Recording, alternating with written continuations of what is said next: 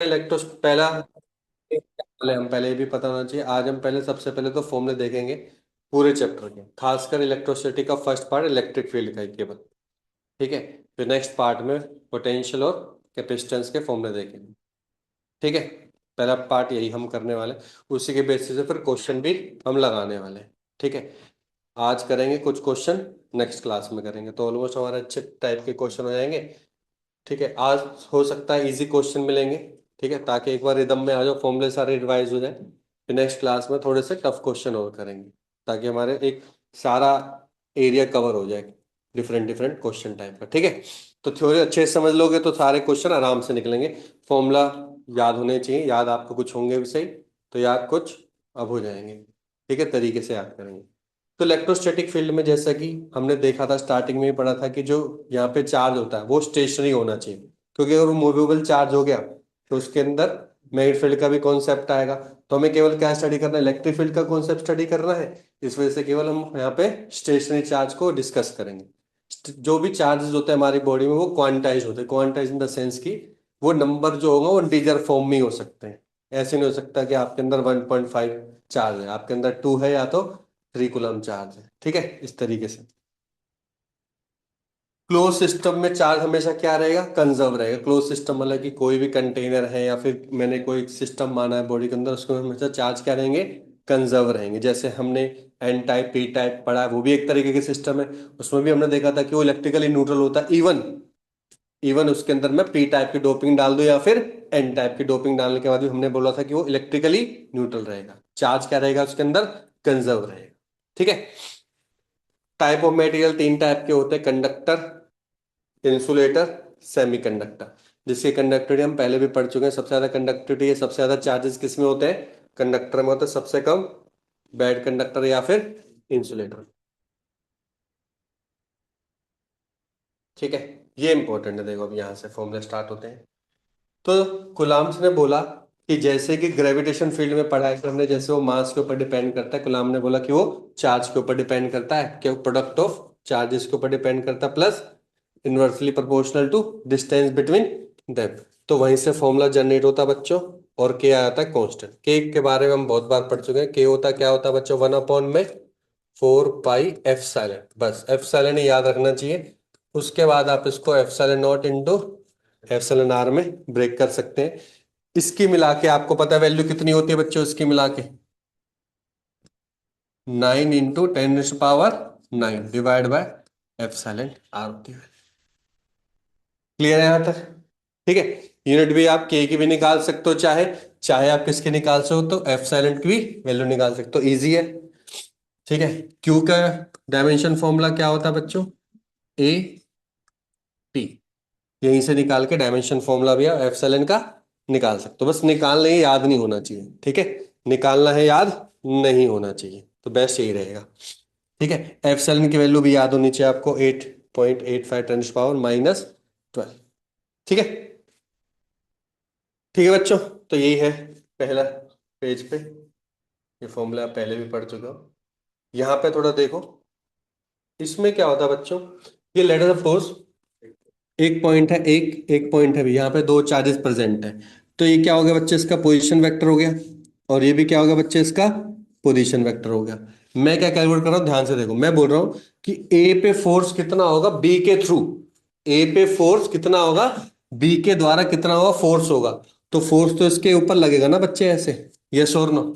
ठीक है। तो ये जो डिस्टेंस हो गया, इसको मैंने मान लिया बच्चों आर बी, आर बी ए मान लिया। ठीक है।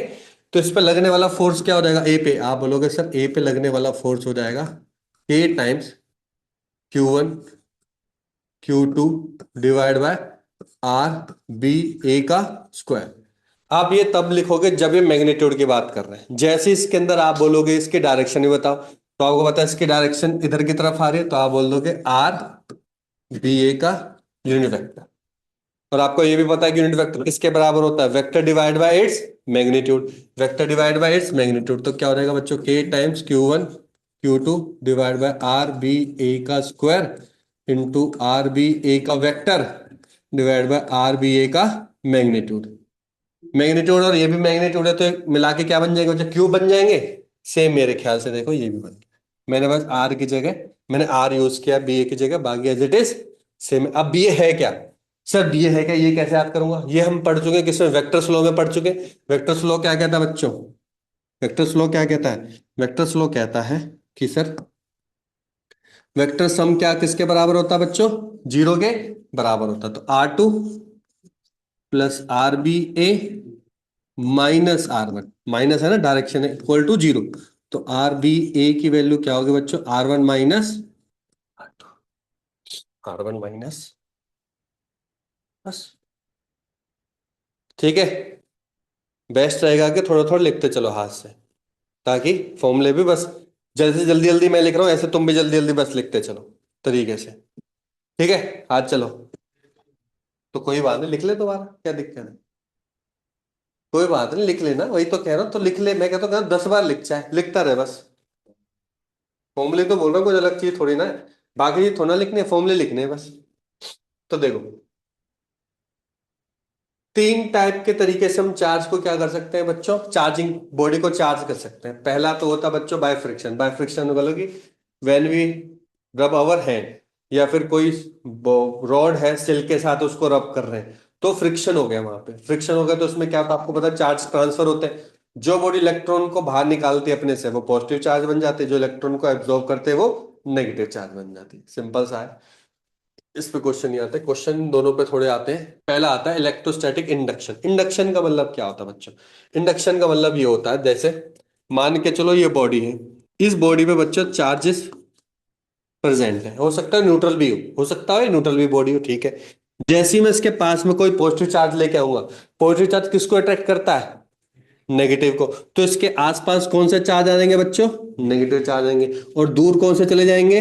पॉजिटिव चार्ज चले जाएंगे। जैसे पॉजिटिव चार्ज चले गए इसके पास, तो ये क्या करेगा? पॉजिटिव चार्ज को हम एक बैटरी के थ्रू, ठीक है, उसको क्या कर लेंगे? एब्जॉर्ब कर लेंगे।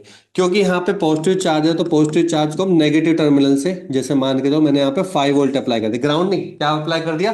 5 वोल्ट। 5 वोल्ट क्या करे? नेगेटिव को पॉजिटिव से अट्रैक्ट करेगा, तो अपने पास चार्जर ले लेगा सारे के सारे। अब इसके पास कौन से चार्जेस बच जाएंगे बॉडी के पास? केवल negative negative negative negative. Only negative charges will be present, क्योंकि पॉजिटिव चार्ज मैंने सारे के सारे क्या कर लिए बच्चों? एब्जॉर्ब कर लिए। ऐसे उल्टा प्रोसेस भी कर सकता हूँ। अगर मुझे इस बॉडी में पॉजिटिव चार्ज रखने हैं, तो मैं इसके पास में कौन सी प्लेट ले आऊं, कौन सी चार्ज बॉडी ले आऊं? नेगेटिव चार्ज बॉडी ले आऊं। वो पॉजिटिव को अट्रैक्ट कर देगा, नेगेटिव को रिपेल कर देगा, और नेगेटिव को मैं क्या कर दूंगा बच्चों? एब्जॉर्ब कर दूंगा, बस। समझ में आ गया? ये इंडक्शन मेथड होता है।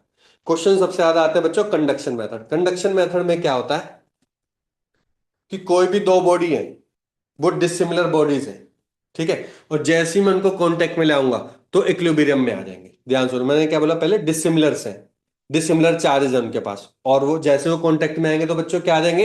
इक्विलिब्रियम में आ जाएंगे, और इक्वल पार्ट में डिवाइड कर देंगे एक दूसरे को। किस में पार्ट में? इक्वल पार्ट में। जैसे एग्जांपल के तौर पे, जैसे मान के चलो एक के पास है 5 माइक्रोकुलम, एक के पास है 13 माइक्रोकुलम। ये आ गया। जैसे मैंने इनको कांटेक्ट में लेके आया तो टोटल चार्ज कितना हो गया बच्चों? 18 हो गया। थोड़ी देर के लिए कांटेक्ट में रखा, फिर उनको अलग कर दिया, तो 18 का हाफ कितना हो गया बच्चों? इसके पास 9 हो गया, इसके पास भी 9 माइक्रो हो गया। ठीक है। ऐसे सिमिलरली बच्चे, एक के पास है माइनस के 5 माइक्रोकुलम, एक के पास है 13 माइक्रोकुलम। दोनों को जैसे मैंने बॉडी को मिला, तो नेगेटिव और पॉजिटिव तो क्या हो जाएंगे बच्चों? रिकम्बाइन करके न्यूट्रल हो जाएंगे। कितने बचे? 13 में से 5 के कितने बच्चे? बच्चे 8 बचे। अब दोनों बॉडी का चार्ज कितना है? 8 है। जैसे मैं उनको अलग कर दूंगा तो कितना कितना चार्ज प्रेजेंट हो जाएगा बच्चों उनके पास? 4 4%। ध्यान रखोगे इस चीज का, ये इंपॉर्टेंट है। क्लियर है यहां तक? ठीक है। ये है।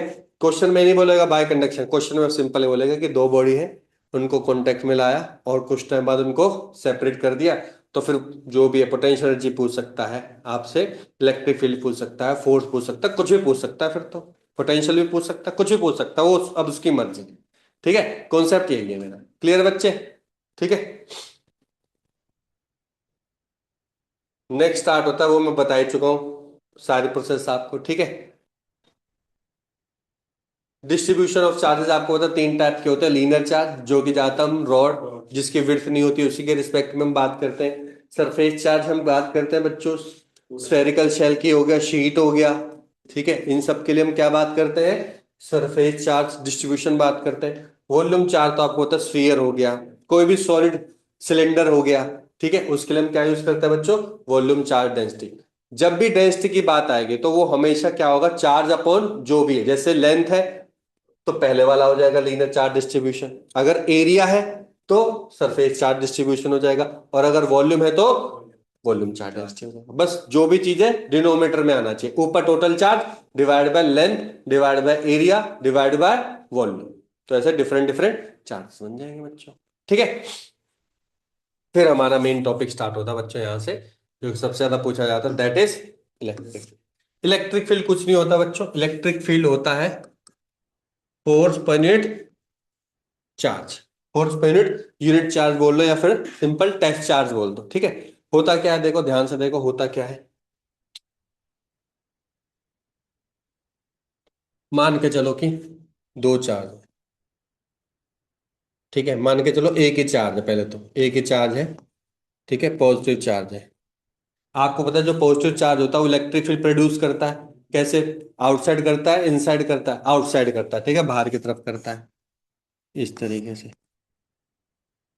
तो मैं जानना चाहता हूँ कि यहाँ पे उस इलेक्ट्रिक फील्ड की स्ट्रेंथ कितनी है, उस पॉइंट पर कितनी इलेक्ट्रिक फील्ड है, उस पॉइंट पर कितनी इलेक्ट्रिक फील्ड है। तो हम कैलकुलेट करते हैं बच्चों, इस पॉइंट पर इलेक्ट्रिक फील्ड हम कैलकुलेट करते हैं E is equal to F by Q. और यहाँ पे क्या होता है बच्चों, ये क्यू नोट होता है, यहाँ पे क्यू नोट होना चाहिए, ठीक है। और क्यू नोट को हमने क्या माना बच्चों, टेस्ट चार्ज माना। आपको होता है फोर्स, तो क्या होता है, फोर्स होता है सर के क्यू क्यू नोट, और लेट्स सपोज इन दोनों के बीच का डिस्टेंस कितना हो गया बच्चे, आर हो गया, डिवाइड बाय आर स्क्वायर हो गया।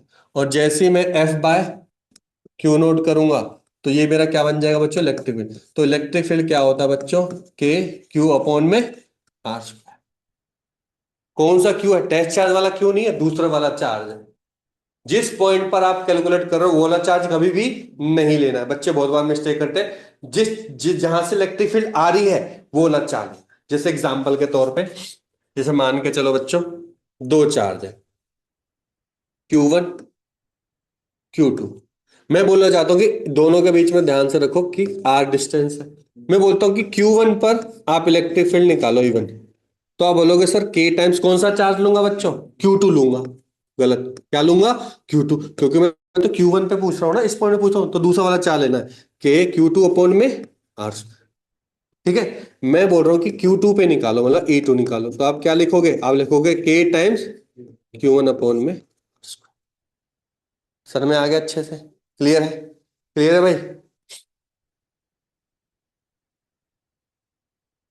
ठीक, अच्छा, इसमें एक और इंपॉर्टेंट बात है बच्चों, एक और इंपॉर्टेंट बात है, वो क्या है, देखो इलेक्ट्रिक फील्ड वेक्टर क्वांटिटी है, फोर्स भी वेक्टर क्वांटिटी है। जैसे कि फोर्स में भी क्या होगा बच्चों, अगर बहुत सारे चार्जेस हैं, बहुत सारे उसके अंदर चार्जेस हैं, तो ये हमेशा एक दूसरे के क्या होता है, इंडिपेंडेंट होता है। इंडिपेंडेंट इन द सेंस कि मान के चलो कि तीन चार्जेस हैं, दो चार्जेस है पहले से, कितने चार्जेस है बच्चों, दो चार्जेस है, दो चार्जेस के बीच में एक फोर्स होगा, कितना होगा बच्चों, मान के चलो F1 फोर्स है दोनों के बीच में। गलती से एक तीसरा चार्ज भी आ गया, तीसरा चार्ज आ गया। अब इस तीसरे चार्ज में से क्या F1 की वैल्यू में चेंज आएगा, आप बोलोगे बिल्कुल भी नहीं आएगा, F1 की वैल्यू में कोई भी चेंजेस नहीं आएंगे। मतलब इसके बीच में एक चार्ज फोर्स हो सकता है, एक इसके बीच में भी फोर्स हो सकता है, ठीक है, इसके बीच में फोर्स होता है। लेकिन ध्यान से देखो, अगर मुझे इस पॉइंट पर फोर्स निकालना है, इसके लिए फोर्स निकालना है इसके लिए, तो F1 और दूसरा क्या होगा बच्चों, F2। F1 होगा और एक F2 होगा।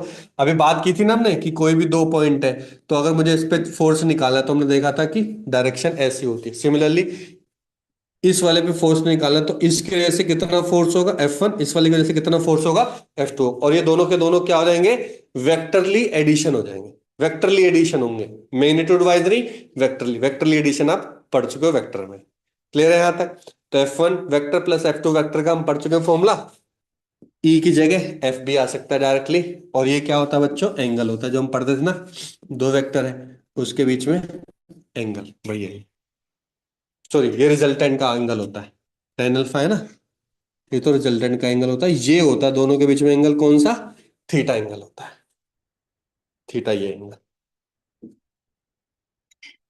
क्लियर है, ठीक है। नेक्स्ट फिर यहीं से मेजरली वेरी इंपॉर्टेंट फॉर्मूले काम करते हैं, और ये बार बार बाबा जितनी बार याद रखोगे उतना ही टाइम आपका बचेगा।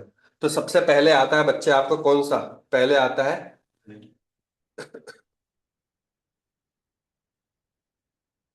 That is point charge.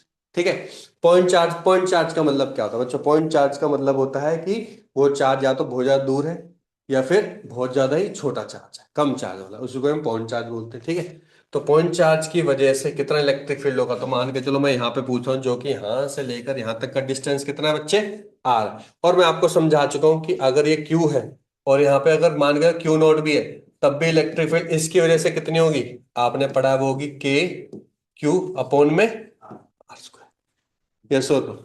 ठीक है, और मैं यहाँ पे क्या लगा दूंगा, आर कैप लगा दूंगा, तो ये बन गया मेरा फॉर्मूला, सिंपल सा।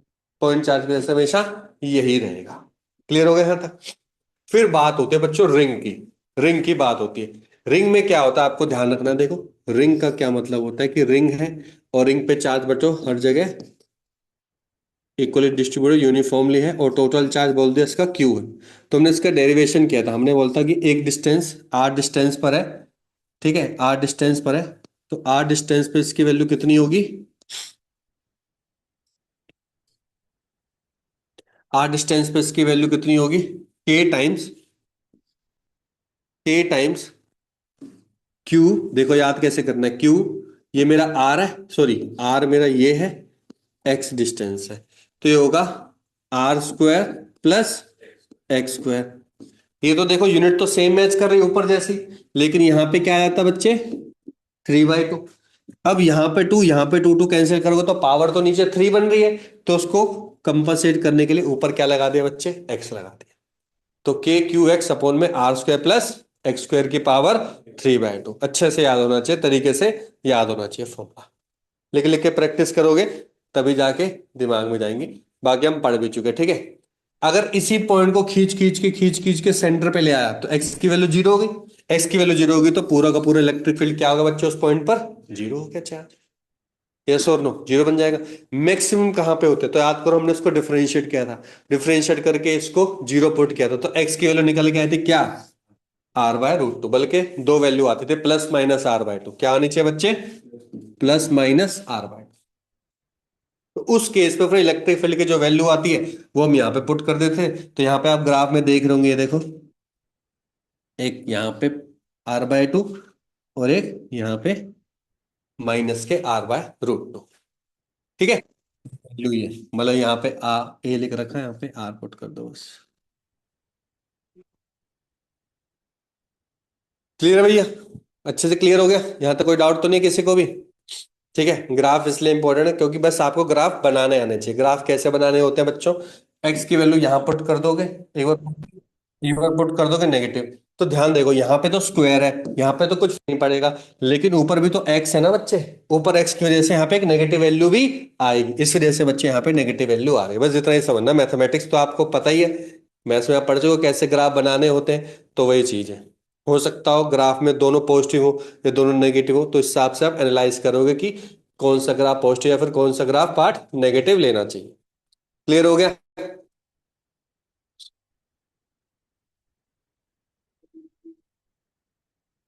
अब फिर स्टार्ट होता है आपका स्ट्रेट कंडक्टर। स्ट्रेट कंडक्टर थोड़ा ध्यान देना बच्चों, स्ट्रेट कंडक्टर है, ये एक वायर है। ठीक है, वायर है तो ऑफ कोर्स सी बात है, इस पे कौन सा चार्ज डिस्ट्रीब्यूशन ले सकते हैं हम, लीनियर चार्ज डिस्ट्रीब्यूशन है। तो लेट सपोज इसमें लेमडा ले रखा है, तो मैं भी लेमडा ही यूज कर रहा हूँ, लेमडा चार्ज। वैसे लेमडा को मैं कैसे रिप्रेजेंट करता नॉर्मली, आप बोलते हैं सर लेमडा होता है total charge, let suppose Q है, अपॉन में इट्स लेंथ, बस। टोटल चार्ज अपॉन में लेंथ, टोटल चार्ज अपॉन में length, total charge upon area, surface charge density, total charge upon में वॉल्यूम, वॉल्यूम चार्ज डेंसिटी। ऐसे ही बन गया। ठीक है, लेमडा निकल गया। ठीक है, कैसे क्यों बता रहा हूं, क्योंकि क्वेश्चन में जो है लेमडा गिवन हो या फिर लेमडा गिवन हो कुछ और मांगना चाहता हो, तो आपको पता होना चाहिए कैसे कैसे वैल्यू आ गई। ठीक है, इसका देखो दो कंपोनेंट है, मुझे इस पॉइंट पर निकालना है। तो ये देखो ये क्या है, मेरी वायर है, वायर के परपेंडिकुलर क्या होगा बच्चों, ये डायरेक्शन परपेंडिकुलर के, तो वही मेरी कौन सी डायरेक्शन दिखाई दे रही है आपको, ये दिखाई दे रही है। या मैं इसको परपेंडिकुलर भी बोल सकता हूं। आप देखो ये वाली डायरेक्शन कौन सी, जस्ट इसके पैरेलल में ही है, तो मैं इसको ई वाई को ई पैरेलल भी बोल सकता हूं। फिर मैं आगे बच्चों, तो ई एक्स मेरी कौन से बच्चों, परपेंडिकुलर है, ई वाई मेरी पैरेलल है। तो उसको फॉर्मूला क्या होता है बच्चों, ध्यान से देखो, फॉर्मूला क्या है, के टाइम्स के, तो आपको पता है 1 अपॉन में 4 पाई लेमडा अपॉन में आर, के लेमडा अपॉन में आर, के लेमडा अपॉन में आर। फिर देख लो कौन कौन से एंगल है, दो एंगल है, थीटा 1 थीटा 2, या फिर अल्फा बीटा, जो भी आपको याद रखना है। Sine alpha plus sign beta होता है इसमें, उसमें होता है cos beta minus cos alpha. ठीक है, बस इतना याद कर लो, उसके बाद तो सारे फॉर्मूले उससे ड्राइव होंगे। अब मैं दिखाऊंगा आपको कैसे ड्राइव होंगे। ठीक है, यहां तक क्लियर है। ये 2-3 बार लिख के प्रैक्टिस करनी है, याद हो जाएंगी। अब देखो क्या करना है। अब हर बार तो ऐसा हो नहीं सकता, देखो अगली बार कैसा आ सकता है, एक कंडक्टर है और मैं इसके जस्ट एंड पे पूछ रहा हूँ, इस पॉइंट पर पूछ रहा हूँ बच्चों, इस पॉइंट पर पूछ रहा हूँ। तो आप मेरे ख्याल से ये वाला एंगल बना दोगे। ये कौन सा एंगल हो गया, थीटा हो गया। ठीक है, अब याद करो, थीटा कौन सा था, बीटा था, बीटा था ना। अब ध्यान से देखो, अल्फा कितना होगा बच्चों, अल्फा एंगल 0 बन गया। अल्फा एंगल 0 तो साइन 0 क्या होता है, 0 ही होता है, काम खत्म। कॉस 0 क्या होता है बच्चों, यहाँ पे 1 आ जाएगा, बस काम खत्म। यस और नो, ये तो चेंजेस करने हैं अगर एंगल गिवन है। लेकिन अगर ये बोल रहा इन्फानाइटली लॉन्ग है, इन्फानाइटली लॉन्ग है बच्चों, इन्फानाइटली लॉन्ग वायर है। इन्फानाइटली लॉन्ग वायर है मतलब ये एंगल, ये वाली लाइन जा रही है ऊपर तक, ऊपर तक जा रही है, तो फिर तो ये एंगल भी कितना हो जाएगा बच्चों, 90 बन जाएगा। थीटा एंगल की बात कर रहा हूं। अल्फा तो पहले से ही 0 है, अल्फा तो पहले से ही 0 है, मैं बीटा की बात कर रहा हूं। तो बीटा जो थीटा था वो बन गया आपका क्या बच्चे, 90, 90 बन गया। तो ये क्या होता है बच्चों, 1, 1 बन गया। तो इसकी वैल्यू क्या हो जाएगी, याद करना चाहिए, के लेमडा अपॉन में आर, बस बात खत्म। यस और नो, ये कितना हो जाएगा, ये 1 है, ये कॉस 90, ये 0, लेकिन इसकी वैल्यू अभी भी होगी क्या, माइनस के लेमडा अपॉन में आर। वो है, मैग्नीट्यूड वाइज सेम रहेंगे, डायरेक्शन वाइज अपोजिट रहेंगे। समझ में आ गया यहां तक। एक और बात, सबसे इंपॉर्टेंट बात, अब मान के चलो बच्चों, इन्फिनिटी लॉन्ग वायर है और मैं कहीं ना किसी पॉइंट पर पूछ रहा हूं, ऊपर भी और नीचे भी होना चाहिए। इसका मतलब कि जो पहले बीटा एंगल था वो भी 90 हो जाएगा, जो अल्फा एंगल था वो भी 90 बन गया। अब देखो ध्यान से देखो, अगर दोनों 90 बन गए,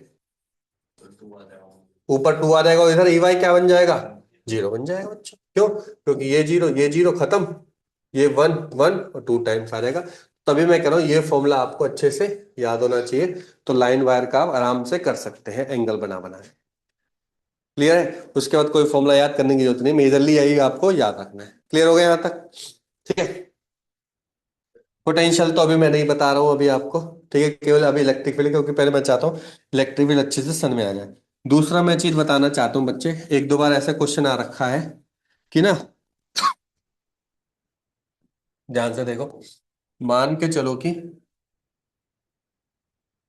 चार्ज है दो, फोर्स की बात कर ले, चाहे हम इलेक्ट्रिक फील्ड की बात कर ले, ध्यान से सुनना है। मान के चलो कि यहाँ पे Q1 चार्ज है बच्चों, यहाँ पे Q2 चार्ज है। मैंने बोला कि दोनों डिस्टेंस कितना है बच्चे, आर है। अभी के लिए मैंने मीडियम का कॉन्सेप्ट में लाया नहीं था कितनी बार में, लेकिन अगर मैं मीडियम का कॉन्सेप्ट लाता हूं तो एप्सिलॉन आर आ जाता है। लेकिन वो फिर एप्सिलॉन पूरे मीडियम में होना चाहिए, इन दोनों के पूरे मीडियम में होना चाहिए। लेकिन अगर मैं ऐसे कुछ कर दूं कि मैं ऐसा बोल दूं कि इतनी थिकनेस के लिए तो यहां पे मान के चलो के है, कितने थिकनेस के लिए, टी थिकनेस के लिए, बाकी के लिए एयर है, बाकी के लिए क्या है बच्चे, एयर है। तो देखो इसको कैसे करोगे, ध्यान से देखो, इसको कैसे करोगे, ध्यान से देखो।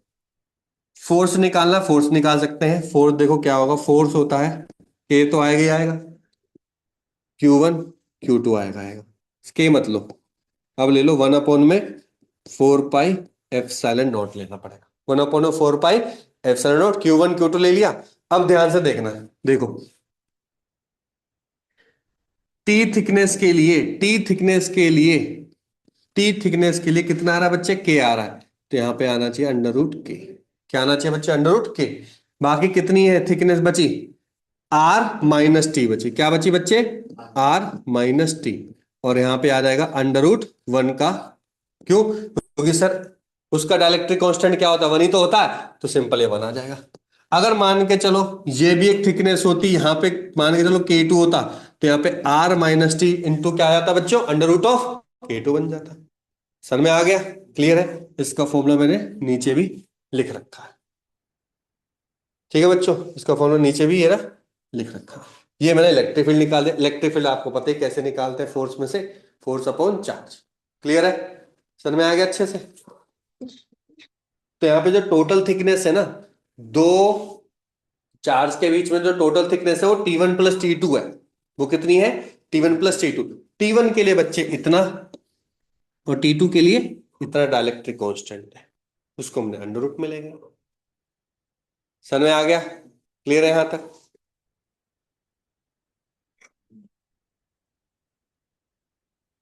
चलो अब ये देखते हैं बच्चों। इसमें ये चार्ज रिंग नहीं है, यहां पे आएगा चार्ज आर्क। आर्क का, आर्क का मतलब क्या है बच्चों, अब रिंग नहीं है, आर्क है, इतना, इतना आर्क है बस। ठीक है, मुझे इसका निकालना, मान के चलो कि इनके एंगल कितना है बच्चों, थीटा एंगल है। कितना एंगल है, थीटा एंगल है। लेंथ इसकी टोटल एल है। वॉल्यूम, सॉरी वॉल्यूम के ले रहे हैं, लीनियर चार्ज डेंसिटी इसकी लेमडा है। लीनियर चार्ज डेंसिटी इसकी लेमडा। याद करो, अगर ये सीधी वायर होती, सीधी वायर होती, तो आप क्या बोलते हैं, सिंपल आप बोलते सर के लेमडा अपॉन में आर। अभी थोड़ी देर पहले तो बताया था आपने, के लेमडा अपॉन में आर। तो इसका भी क्या आएगा बच्चों, के लेमडा अपॉन में आर ही आएगा। बस साथ में क्या आ जाएगा, ध्यान से देखो, एंगल का भी आ रहा है ना कॉन्सेप्ट, थीटा आ रहा है, तो यहाँ पे आ जाएगा साइन थीटा। बस खत्म, खत्म फॉर्मूला। जैसे प्लेन स्ट्रेट वायर के लिए के लेमडा अपॉन में आर था, यहाँ पे बच्चों के लेमडा अपॉन में आर साइन थीटा बाई 2 आ जाएगा। समझ में आ गया। अगर ये हाफ रिंग होती, अगर ये हाफ रिंग होती, हाफ रिंग होती तो थीटा 180 बन जाता, 180 बन जाता, साइन 180/2 1 बन जाता, कितना आ जाता, के लेमडा बाय आर बन जाता, के लेमडा बाय आर बन जाता। अगर ये फुल रिंग होती तो जीरो बन जाता। क्यों, क्योंकि सर आप फिर सेंटर पे तो निकाल रहे हो, यस और नो, आप उस रिंग के सेंटर पे निकाल रहे हो, जो कि जीरो ही होना चाहिए, जीरो आ गया। साइन 180 तो जीरो होता है, आ गया जीरो। सर में आया कि नहीं आया। तो अगर हाफ रिंग भी बोला जाए तो वो भी आप निकाल ही लोगे, फॉर्मूला होना चाहिए, ठीक है। ऐसे ही बच्चों डिस्क, अब डिस्क, डिस्क में होना चाहिए सरफेस चार्ज डेंसिटी। सर क्यों, क्योंकि जो डिस्क होगी बच्चे, वो तो 2D शेप होगी ना, यस और नो।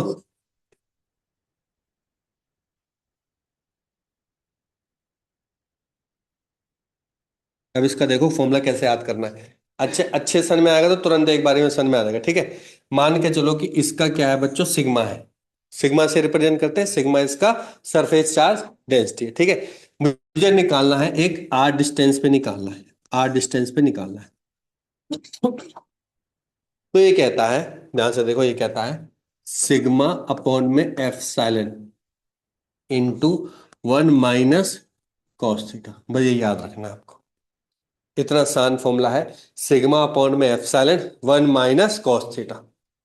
सर इसको याद कैसे करें, आराम से सुनते हैं तो मेरे ख्याल से जल्दी निकल जाना चाहिए। देखो ध्यान से देखो,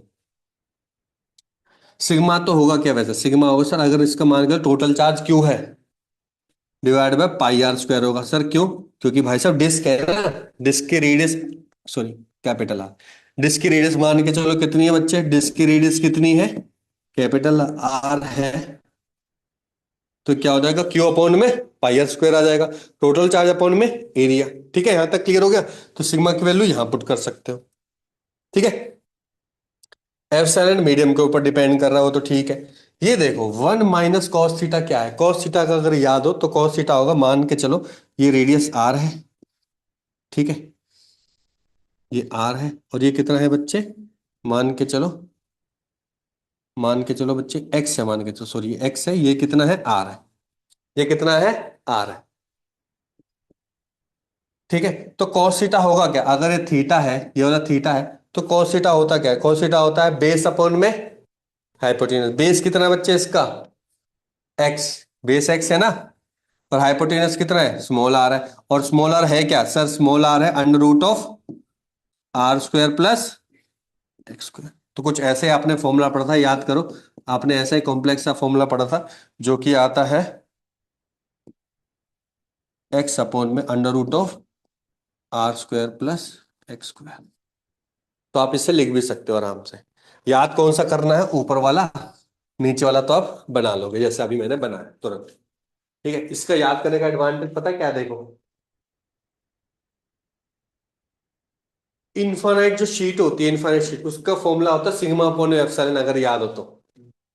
ठीक है, बस उसके साथ किसका मल्टीप्लाई कर दो, वन माइनस कॉस थीटा से, वन माइनस कॉस थीटा से अप्लाई कर दो। क्लियर है, समझ में आ गया।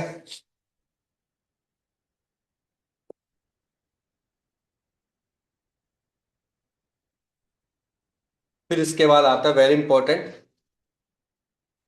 That is electric field due to uniformly charge spherical shell. Uniformly charge spherical shell है, दो चीज ले सकते हैं यहाँ पे। या तो स्फेरिकल होलो शेल ले लो, या फिर कंडक्टिंग भी ले लो, या फिर कंडक्टिंग भी ले लो। तीन बताए थे ना, तीन बताए थे मैंने एक साथ के। या तो होलो कंडक्टिंग, सॉलिड कंडक्टिंग, या फिर hollow charge body, simple charge body है। ठीक है, तीनों के लिए एक ही रहेगा। कैसे? क्योंकि आपको पता है कि inside the conductor electric field क्या होगी, जीरो ही रहेगी। Inside the conductor electric field क्या होती है, जीरो होती है।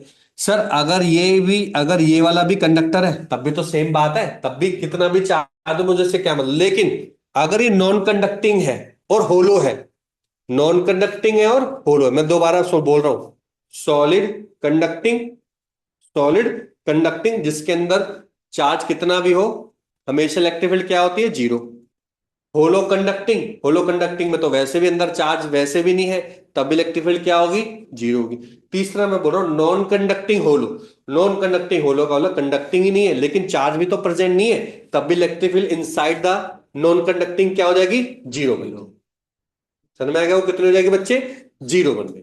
तो अंदर तो हमेशा क्या रहेगा, जीरो, मतलब कि आर लेस देन आर हमेशा क्या रहेगा बच्चे, जीरो रहेगा। और जैसे ही मैंने उससे भार पूछा तो सिंपल फॉर्मूला क्यू अपॉन में four pi epsilon R square use होगा, जो हम पढ़ चुके हैं। यस और नो, जो कि हम पढ़ चुके हैं। सर में आ गया बच्चों।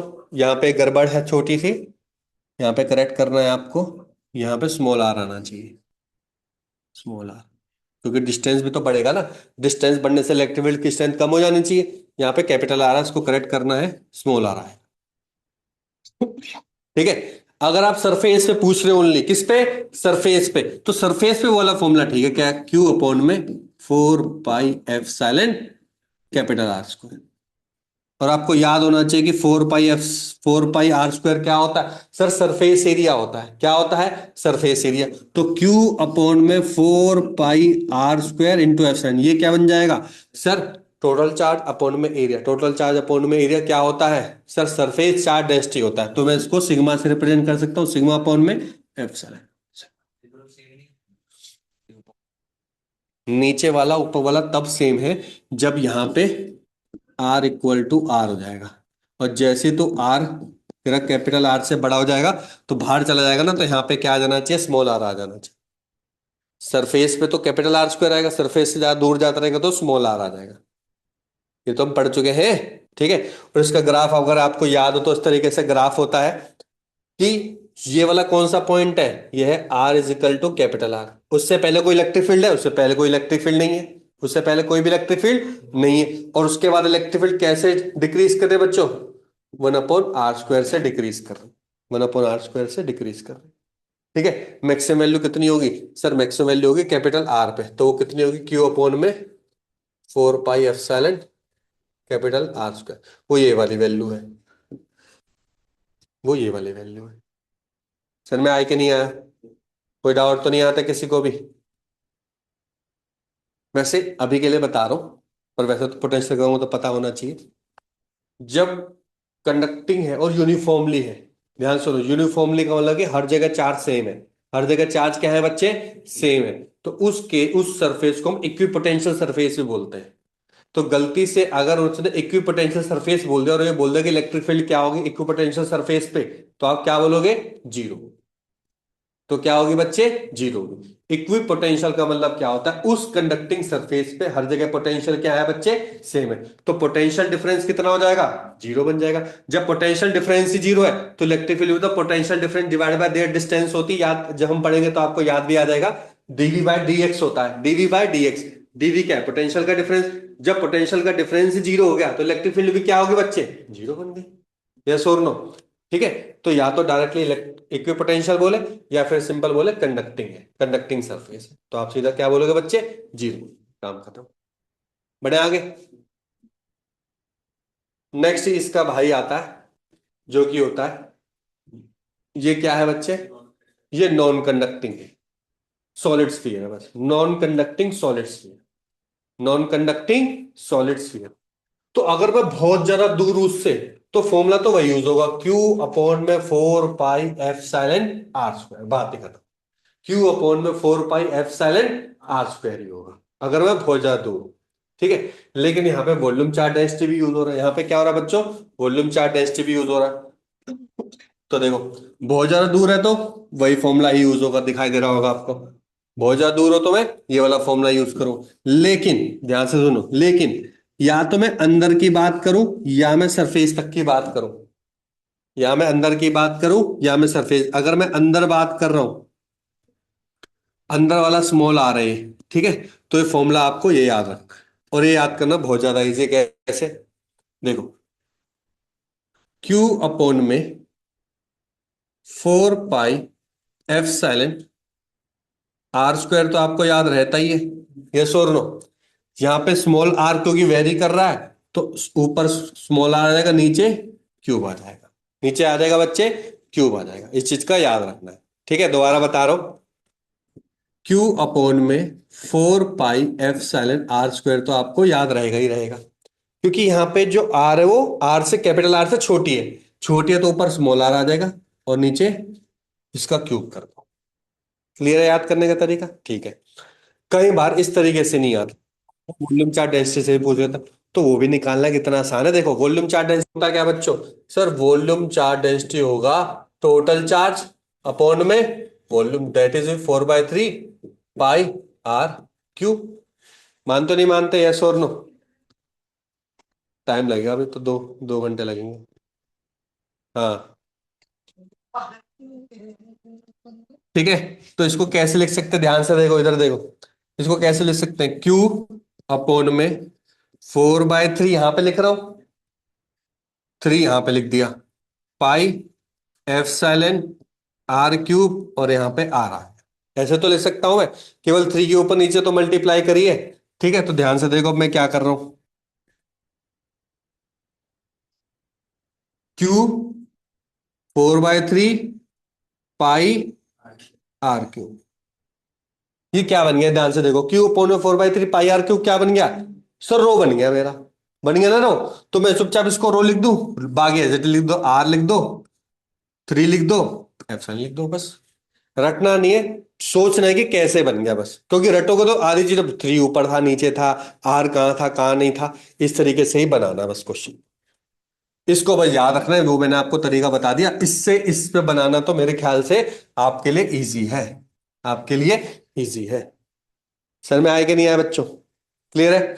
तो इनिशियली आप देख रहे होंगे कि जब आर मेरा छोटा है आर से, तो मेरा जो इलेक्ट्रिक फील्ड है that is directly proportional to R. R देखो, डायरेक्टली प्रोपोर्शनल टू क्या आ रहा है बच्चे? आर आ रहा है। ठीक है। आर का मतलब जैसे जैसे बच्चे आर बढ़ेगा तो इलेक्ट्रिक फील्ड भी बढ़ेगी। ठीक है। और उसके बाद क्या हो रहा है बच्चों? कम हो रहा है।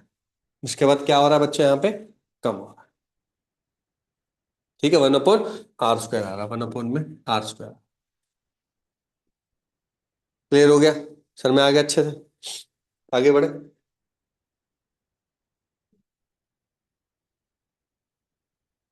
ऐसे ही बच्चों सेम किसके लिए होता है? सिलेंडर के लिए होता है। सिलेंडर के लिए भी होता है। सिलेंडर का याद करो, कौन कौन से सिलेंडर देखो, infinity long charge cylindrical shell है। इसकी जगह मैं क्या ले सकता हूं? कंडक्टिंग शेल भी लिख सकता हूं, और इसकी जगह एक और भी लिख सकता हूं, conducting solid, solid conducting cylinder भी लिख सकता हूं, सॉलिड कंडक्टिंग सिलेंडर। अब सॉलिड आ गया फिर से, फिर दोबारा अंदर यूनिफॉर्मली होगा, यूनिफॉर्मली की वजह से अंदर कितनी हो जाएगी इलेक्ट्रिक फील्ड, सर जीरो बन जाएगी इसके केस में। अगेन क्या बन जाएगी, जीरो। पर कब बनेगी सर, जब आर छोटा होगा कैपिटल आर से, आर छोटा होगा कैपिटल आर से। और जब मैं बहुत दूर होऊंगा बच्चों, बहुत दूर होऊंगा, तो इलेक्ट्रिक फील्ड का पता आपको, फॉर्मूला क्या बनेगा सर, इलेक्ट्रिक फील्ड का बनेगा क्यू अपॉन में 4 पाई एप्सिलॉन आर स्क्वायर बनेगा। यस और नो। लेकिन ये तो सर अगर बाय चांस उसने सिग्मा दे दिया, क्योंकि ये तो बच्चों क्या है मेरा, कर्व, कर्व नेचर है ना, कर्व मतलब कि सरफेस एरिया हो गया। अगर वो सरफेस एरिया के टर्म में दे दे फिर कैसे करेंगे, कर सकते हैं सर। सिग्मा होता क्या है बच्चों, सिग्मा क्या होता है, सिग्मा होता है टोटल चार्ज अपॉन में एरिया। टोटल चार्ज तो क्यू है। सिलेंडर का, सिलेंडर का याद करो, सिलेंडर का सरफेस एरिया कितना होता है, ऊपर से तो मुझे मतलब नहीं है, कर वाला कितना होता है बच्चों, कर वाला होता है 2 पाई एफ साइलेंट आर होता है, यही होता है। सॉरी, 2 पाई आर एच, एफ साइलेंट नहीं होता ना, 2 पाई, 2 पाई आर एच हो गया। यहां तक क्लियर हो गया, ठीक है। तो इसको मैं कैसे लिखता हूं, ध्यान से देखो, क्यू, यहां पे देखो 2 पाई अलग लिखे, 2 पाई अलग लिखो बच्चे, एफ साइलेंट तो मुझे नहीं चाहिए, आर चाहिए, एच चाहिए, एच ऊपर चाहिए, ठीक है। बचा कितना, एफ साइलेंट आर बचा, ये तो बचा, ये बचा बच्चे, और टू भी बचा। तो ये क्या बन गया आपका, सिग्मा, सिग्मा एच अपॉन में 2 एफ साइलेंट। कई जगह एच की जगह क्या लिख देते हैं बच्चों, लेंथ लिख देते हैं, एच की जगह क्या लिख देंगे, लेंथ लिख देंगे, सिग्मा एल अपॉन में 2 पाई आर।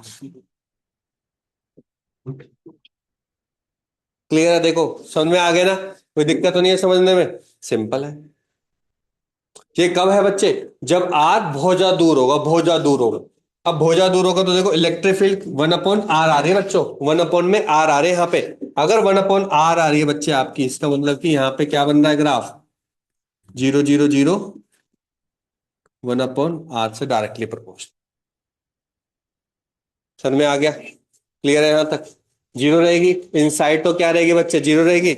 आउटसाइड क्या हो जाएगी, 1/r से वेरी करेगा। इक्वल टू में क्या होगा, यहाँ पे स्मॉल आर की जगह कैपिटल आर आ जाएगा, वो तो सेम ही है ना। इक्वल टू में तो कैपिटल, स्मॉल आर की जगह क्या आ जाएगा बच्चों, कैपिटल आर आ जाएगा, है।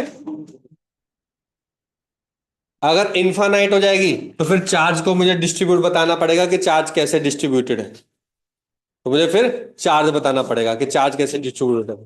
फिर तेरे को अगर इनफाइनाइट लेना पड़ेगा तो वहां पे क्या आ जाएगा बच्चे, इनफाइनाइट चार्ज हो जाएगा, तो चार्ज, टोटल चार्ज कितना हो गया, उतना हो गया। तो आपको एक लेंथ माननी पड़ेगी बच्चे, यहाँ पे ध्यान से देखो, ऐसी इतनी लेंथ माननी पड़ेगी। मान के इन्फिनिट वायर है, तो इतनी लेंथ पे कितना होगा चार्ज, आप बोलोगे सर टोटल है इन्फिनिट चार्ज, तो इतनी लेंथ पे कितना हो जाएगा, क्यू अपॉन में एच हो जाएगा, अगर मैं टोटल लेंथ एच ले रहा हूं। मानता नहीं मानता, दोबारा देख, इन्फिनिटी लेंथ वायर है, मैं केवल इतने पोर्शन का ही चेक करना चाहता हूँ, अभी इतने पोर्शन का ही चेक करना चाहता हूँ, तो इन्फिनिट में एक छोटा सा पोर्शन ले लिया, लंबी इतनी ज्यादा है, उसमें से अगर मैंने एच ले रहा हूं तो क्यू बाय एच ही तो बोलूंगा उसको। क्यू बाय एच करने से ये वाला एच से एच कैंसिल हो जाएगा, तो आ जाएगा आंसर। सर में आ गया कि नहीं आ गया, क्लियर है, क्लियर हो गया बच्चों, बड़े आगे। अब ये कौन से बच्चों, infinite long charge solid cylinder है, कौन से बच्चों, सॉलिड सिलेंडर। तो सेम कॉन्सेप्ट जैसे हमने किसके लिए किया था, स्फीयर के लिए किया था, एक सेम इसी के लिए करना है बच्चों, सेम इसी के लिए करना है, कर लोगे, ठीक है। वहां पे क्या आ जाएगा, सिग्मा आ जाएगा, बस वहां पे जहां पे रो लिया था वहां पे क्या आ जाएगा, सिग्मा आ जाएगा। क्लियर है।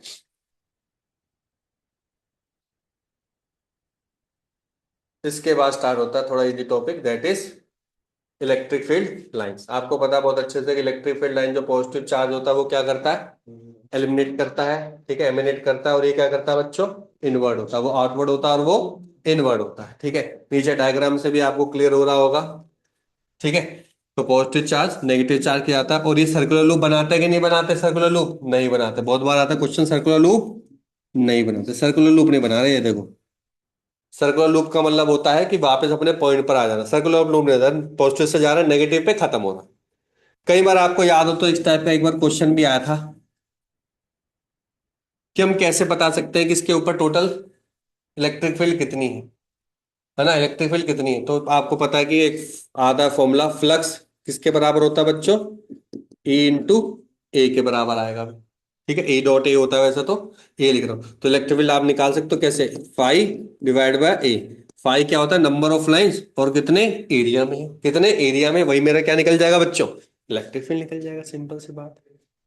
ये सुनो, फ्लक्स लाइंस कितनी होगी, जितनी लाइंस है, 1 2 3 इंटीजर लाइंस होगी। अगर मान के चलो उस पर ज्यादा लाइन है, मतलब समझ लो उस पर चार्ज बहुत ज्यादा, तो कहीं ना कहीं दूसरे चार्ज बॉडी के पास जा रहा हो, दूसरे नेगेटिव चार्ज बॉडी के पास जा रहा हो, दूसरी नेगेटिव चार्ज बॉडी के पास जा रहा हो।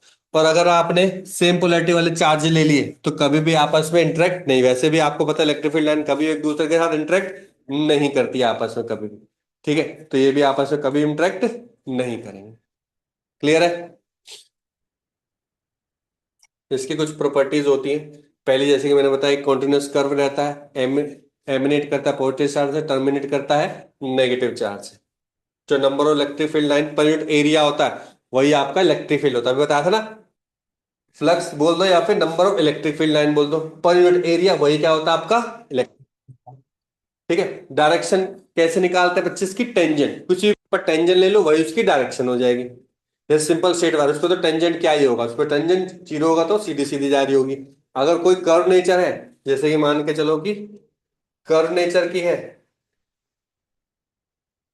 तो इस पॉइंट पर डायरेक्शन क्या होगी, इस पॉइंट पर डायरेक्शन होगी, इस पॉइंट पर डायरेक्शन होगी, तो इलेक्ट्रिक फील्ड की कंटिन्यूस डायरेक्शन क्या हो रही है बच्चों, चेंज होती जा रही है, ठीक है। टेंजेंट पॉइंट पर निकालना है, वो तो आता होगा टेंजेंट निकालना, डायरेक्शन यूनिक रहती है, दो इलेक्ट्रिक लाइन कभी भी इंटरसेक्ट नहीं कर सकते। नेक्स्ट आता है बच्चों very important topic, that is electric dipole. Electric dipole simple क्या होता है, product of charge, product of charge into their distance, ठीक है। तो सिंपल कोई भी एक चार्ज लेना, क्योंकि होगा इलेक्ट्रिक डाइपोल हमेशा टू अपोजिट चार्ज के बीच में, हमेशा किसके चार्ज के बीच में, और वो इक्वल भी होने चाहिए और अपोजिट भी होने चाहिए। ऐसा नहीं है कि यहाँ पे क्यू है और यहाँ पे क्या है, टू क्यू है, नहीं, एक क्यू है तो दूसरा क्या होगा बच्चे, माइनस क्यू, दोनों के बीच में डिस्टेंस आर होगा, तो क्या हो जाएगा, क्यू इंटू आर हो गया आपका, क्या क्या होगा बच्चे, Q into R, dipole movement हो गया। अब इसकी डायरेक्शन भी होता है, डायरेक्शन कहां से होता है बच्चों, फिर वही बात, पॉजिटिव कहां से निकलेंगे, नेगेटिव से पॉजिटिव होते हैं, नेगेटिव से पॉजिटिव होती है, तो यही आपकी किसकी डायरेक्शन होगी, डायपोल मूवमेंट की डायरेक्शन हो जाएगी।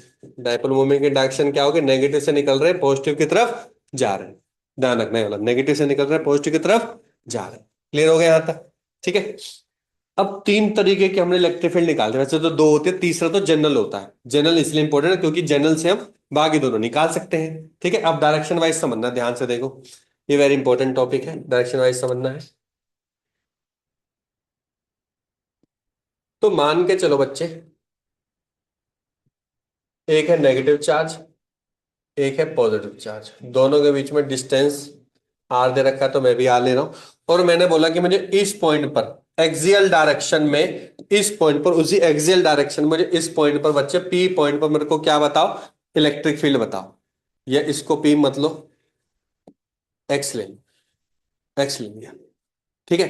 तो पी तो आपको पता है क्या होता है, डायपोल मूवमेंट क्या होता है बच्चों, डायपोल मूवमेंट होता है क्यू इंटू आर, जो आर की डायरेक्शन है वही पी की डायरेक्शन है, आर की डायरेक्शन ऐसी है, अभी देख रहा था आर की डायरेक्शन ऐसी है, तो पी की डायरेक्शन भी वही है, तो इस केस में एक्स पर क्या होगा बच्चों, इलेक्ट्रिक फील्ड, ध्यान से देखो, वो होता है टू, ये वाला पी अपॉन में 4 pi epsilon R cube. Sir ये इतना टफ क्यों, कोई टफ नहीं है बच्चे, पी की जगह क्यू इंटू आर, आर से आर कैंसिल करेगा तो वही फॉर्मूला बन जाएगा बस। सर में आ गया कि नहीं आ गया, याद करना है ये important, 2 P upon 4 pi epsilon R cube, ठीक है। जब हम बात करेंगे, अब ये सेम डायरेक्शन में इसलिए पोस्ट प्लस साइन है, जो पी की डायरेक्शन होगी वही किसकी डायरेक्शन होगी बच्चे, इलेक्ट्रिक फील्ड की डायरेक्शन होगी। लेकिन जब हम बात करते हैं परपेंडिकुलर की, परपेंडिकुलर की बात करते हैं बच्चे, ये नेगेटिव चार्ज है पॉजिटिव चार्ज है और इसे पी पे मैं निकालना चाहता हूँ, पी पे नहीं बोल के मैं एक्स पॉइंट पर निकालना चाहता हूँ, तो यहाँ पे क्या होगी बच्चे, इसकी हाफ हो जाती है पी अपॉन में 4 pi epsilon are cube. और डायरेक्शन क्या होता है, ध्यान से देखो डायरेक्शन, पी की डायरेक्शन ऐसी है ना, तो इलेक्ट्रिक फील्ड की डायरेक्शन इसके अपोजिट में होती है। ध्यान से देख लो, इलेक्ट्रिक फील्ड की डायरेक्शन परपेंडिकुलर में पी के अपोजिट होती है। तो इसको यहाँ पे क्या साइन आता है बच्चों, नेगेटिव साइन आता है, इस वजह से नेगेटिव साइन आता है। क्लियर हो गया, समझ में आ गया अच्छे से। इसी का ही कॉन्सेप्ट करके जनरल फॉर्मूला बना दिया। जनरल फॉर्मूला में देखो क्या कहता है, जनरल फॉर्मूला भी टफ नहीं, देखो जनरल फॉर्मूला क्या कहता है कि मैं इस पॉइंट पर निकालना चाहता हूं, मिड पॉइंट से निकालेंगे, तो एंगल क्या आ गया बच्चे, थीटा आ गया। अब थीटा आ गया तो ये तो इसकी एक्सियल डायरेक्शन हो गई, ये इसकी परपेंडिकुलर डायरेक्शन हो गई, बस ये इसकी परपेंडिकुलर डायरेक्शन होगी। अब ध्यान से देखो निकालेंगे इसे, अगर यहाँ पे P था तो यहाँ पे कितना हो जाएगा सर, यहाँ पे बन जाएगा P cos थीटा, बस ये तो बनेगा। सर यहाँ पे अगर P था तो यहाँ पे क्या बन जाएगा, P cos थीटा, तो वहीं से फॉर्मूला जनरेट होके ये बन गया आपका फॉर्मूला। तो ध्यान से देखो P upon 4 pi R cube same है, बस यहाँ पे याद रखना 1 + 3 cos² थीटा। सर याद कैसे करेंगे, बहुत ही सिंपल है, थीटा अगर जीरो हो जाए, थीटा अगर जीरो हो जाए तो कॉस जीरो कितना होता है, 1, 1 + 3 4, 4 का √2, तो ऊपर वाला फॉर्मूला आ जाएगा। थीटा जीरो मतलब कि ये वाला पॉइंट घूम करके यहाँ पे आ गया, एक्सियल डायरेक्शन में पूछ रहा है, समझ में आया कि नहीं आया। और अगर थीटा 90 हो गया तो परपेंडिकुलर है, तो ये जीरो आ गया, ऊपर वाला आ जाएगा। इसलिए अगर ये फॉर्मूला याद करो तो बेस्ट ही है, फिर तो याद करना टफ है नहीं, याद करना टफ नहीं। माइनस तो तेरे को खुद लगानी पड़ेगी ना, डायरेक्शन है वो तो तेरे को याद, इसमें नहीं माइनस आए, माइनस तो तेरे को लगानी पड़ेगी, बस पता होना चाहिए परपेंडिकुलर में डायपोल मोमेंट और इलेक्ट्रिक फील्ड की डायरेक्शन क्या होती है, अपोजिट होती है परपेंडिकुलर में, बस ठीक है या नॉर्मल। क्लियर हो गया, बढ़े आगे। नेक्स्ट भी इंपॉर्टेंट ही है अब। नेक्स्ट आता है बच्चों क्या, तीन मेन टॉपिक्स आते हैं, टॉर्क, वर्क डन और पोटेंशियल एनर्जी। ठीक है, तो देखो टॉर्क का तो फॉर्मूला क्या होता है, देखो टॉर्क कैसे जनरेट होता है, मान के चलो कि कोई भी आपने डायपोल रखा, या आपने दो डायपोल रखा, ठीक है, इलेक्ट्रिक फील्ड इस डायरेक्शन में यूनिफॉर्मली है, यूनिफॉर्मली मतलब कि हर जगह सेम है, तो एक फोर्स जनरेट करेगा कि ये वाला डायपोल पॉजिटिव की तरफ भागेगा, ये वाला डायपोल अपोजिट डायरेक्शन, तो ऐसे डायपोल जाने से बच्चों ये सीधा होने की कोशिश करेगा, सीधा होने की कोशिश कर रहा है तो बच्चे क्या कर रहे हैं, रोटेट कर रहा है, और रोटेशन में ही क्या आता है बच्चों, टॉर्क आता है, रोटेशन में ही किसका कॉन्सेप्ट आता है, टॉर्क का कॉन्सेप्ट आता है, और उसका फॉर्मूला बहुत ही ईजी है, केवल यही फॉर्मूला याद होना चाहिए, बात ही खत्म। Tau is equal to P cross E, P cross E में क्या होता है, पी ई साइन थीटा, और इसकी डायरेक्शन क्या होगी बच्चों, नॉर्मल होगी डायरेक्शन, नॉर्मल डायरेक्शन होगी, नॉर्मल डायरेक्शन होती है है ना, वेक्टर में, वेक्टर प्रोडक्ट में डायरेक्शन होती है। यहां तक क्लियर हो गया, हाँ तो नॉर्मल परपेंडिकुलर अलग है क्या, ठीक है बच्चों, यहां तक क्लियर है। पहले हम समझेंगे वर्कडन, वर्कडन क्या होता है, ध्यान से सुनो। पहले मेरा मान के चलो यहां पे था, ध्यान से देखो मेरा यहां पे था, उसने शिफ्ट किया बच्चों, यहां से लेकर यहां तक शिफ्ट किया, तो या तो पहले समझ लो पहले एंगल कितना था, थीटा 2 था, अब कितना एंगल हो गया बच्चों, थीटा 1 हो गया, पहले एंगल कितना था, थीटा 2, अब कितना हो गया एंगल, थीटा 1। अगर थोड़ा बहुत अगर याद हो तो हमने उसको ग्रेविटेशन में भी पढ़ा है, ग्रेविटेशन इसमें कोई फॉर्मूला में डिफरेंस नहीं है, वर्क डन होता है वो होता है माइनस डेल यू, वो क्या होता है बच्चों, माइनस डेल यू होता है, ठीक है, ठीक है, आराम से पहले निकालेंगे, पहले ये समझते हैं डेल यू। डेल यू क्या होता है बच्चों, change in potential energy, change in potential energy, उसका नेगेटिव साइन वही किसके बराबर होता है बच्चों, वर्क डन के बराबर होता है, यहां तक क्लियर है। अभी देखो डेल यू कितना है आपका, मतलब यू कितना है, यू है आपका -P.E, कितना है बच्चों, -P.E। अब ध्यान से देखो, अब इसी की वजह से हम वर्क डन का फॉर्मूला जनरेट करवा सकते हैं, देखो कैसे, ध्यान से देखो,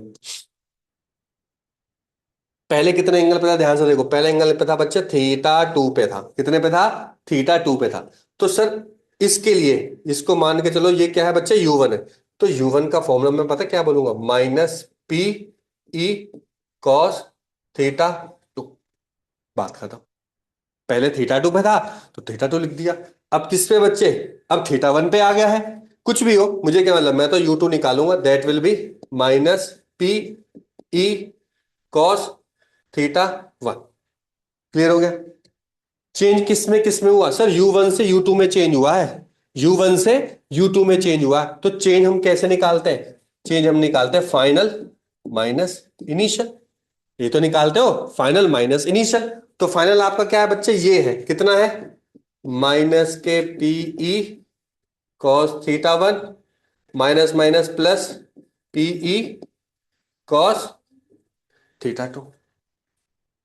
यस और नो। ठीक है। पर बात खत्म नहीं हुई है। वर्क डन क्या है, वर्क डन इसका भी माइनस कहता है, वर्क डन इसका भी माइनस कहता है। तो वर्क डन जब इसका भी माइनस कहता है तो minus minus plus P E cos θ1 minus P E cos θ2। देखो बन गया फॉर्मूला नीचे वाले। तो आराम से करना है, कोई जल्दबाजी नहीं करनी है। जब फॉर्मूला नहीं याद आए तो बेसिक फॉर्मूला क्या है, माइनस के पी डॉट ई, वहीं से बना दो पी कॉस थीटा। फिर चेक करो पहला एंगल कौन सा, θ1 है या θ2 है।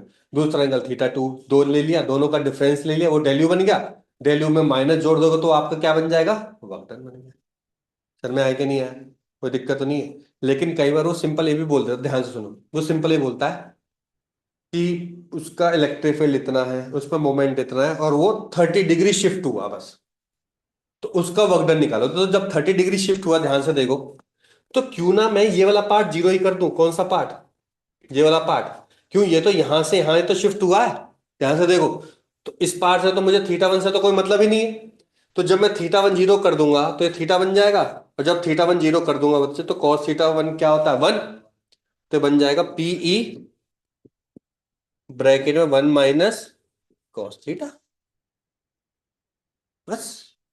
ये तब करना है जब वो बोले कि जो शिफ्ट हुआ है ना वो 30 एंगल हुआ। तो आप कौन सा फॉर्मूला यूज करोगे, ये वाला। जब वो बोले ऐसे बोले 30 से 60 चेंज हुआ, 30 से 60 चेंज हुआ, तो अभी भी कितना डिफरेंस आ रहा है, 30 आ रहा है ना। आप डायरेक्टली नीचे वाला पुट कर सकते हो, या फिर क्या करना, एक में 30 पुट करना, एक में 60 पुट करना, बस। और क्या करोगे।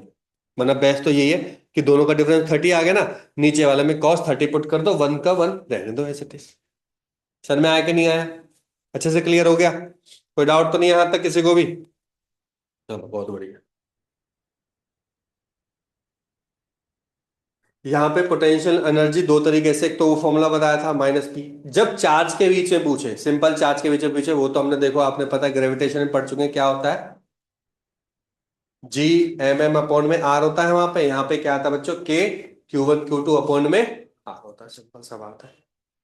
क्लियर हो गया बच्चों यहाँ तक। ऐसे ही अगर यहाँ पे भी सब इंडिपेंडेंटली होता है। अगर n चार्जेस है तो कितने पोटेंशियल पेयर में निकलेगी, n-1।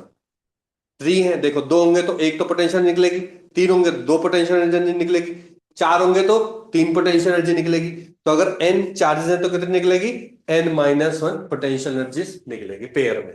पेयर में निकलती है ना, तो पेयर में निकलेगी। Clear everyone. ये हम बता चुके हैं, माइनस के पी डॉट ई, तो वो तो मैं पहले ही बता चुका हूँ। इसमें देख लो अगर देखना है तो, एंगल जीरो हो जाएगा, हाँ ये देख लो एक बार। जब ऐसे इलेक्ट्रिक फील्ड है और जो आपका जो डाइपोल है वो इसी डायरेक्शन में ही है, और डायरेक्शन ऐसी है कि पी इसी डायरेक्शन में आ रहा है जिस डायरेक्शन में इलेक्ट्रिक फील्ड है। पी इस डायरेक्शन में, माइनस के क्यू इधर क्यू इधर, तो सबसे स्टेबल स्टेट है। क्यों, यहां से हिलेगा ही नहीं है, यहां से ये हिलेगा ही नहीं। नहीं हिलेगा, क्यों हिलेगा, मैं तो नहीं हिलूंगा। ठीक है, लेकिन अगर ये प्लस बन जाए, ये माइनस बन जाए, तब भी नहीं हिलेगा। लेकिन जैसे ही मैंने थोड़ा सा भी हल्का सा फोर्स लगा दिया, तो आपको पता है पूरा का पूरा रोटेट कर जाता है। पढ़ा था ना हमने, पूरा का पूरा क्या कर जाता है बच्चे, रोटेट कर जाता है। तो वो केस कौन सा होगा, ये वाला। तो सबसे हाईली अनस्टेबल होती है, हल्का सा भी हिला देना स्टेबल घूम जाता है। ये सबसे पहले वाला क्या था, पहले वाला क्या था, हाईली स्टेबल था। बीच वाला तो कुछ भी नहीं है, बीच वाला क्या है बच्चों, ये है, ये अपने आप घूम के मैक्सिमम यहाँ पे टॉर्क देना पड़ेगा ताकि वो पूरा का पूरा रोटेट कर सके। तो इसकी वैल्यू डिफरेंट डिफरेंट बता रहे हैं। फॉर्मूले तो मैं तीनों बता चुका हूँ, बस वैल्यू पुट करनी है थीटा की। पहले वाले में 0, दूसरे वाले में 90, तीसरे वाले में 180। बस तीनों की वैल्यू डालनी है, आ जाएगा आंसर। क्लियर हो गया? सर में आ गया अच्छे से?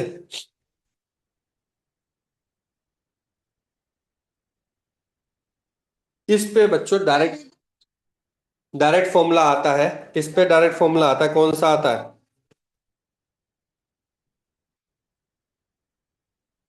इस पे डायरेक्ट फॉर्मूला आता है क्या?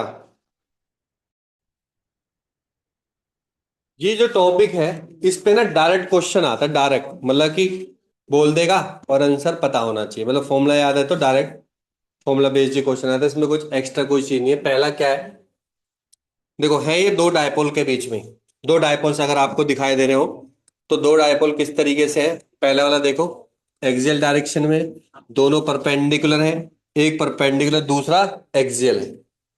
ठीक है, उस केस में आपसे फोर्स पूछता है और पोटेंशियल एनर्जी पूछता है। ठीक है, आप इसमें सारे केस में देख रहे होंगे, ये ऐसे भी इस तरीके से भी याद कर सकते हो।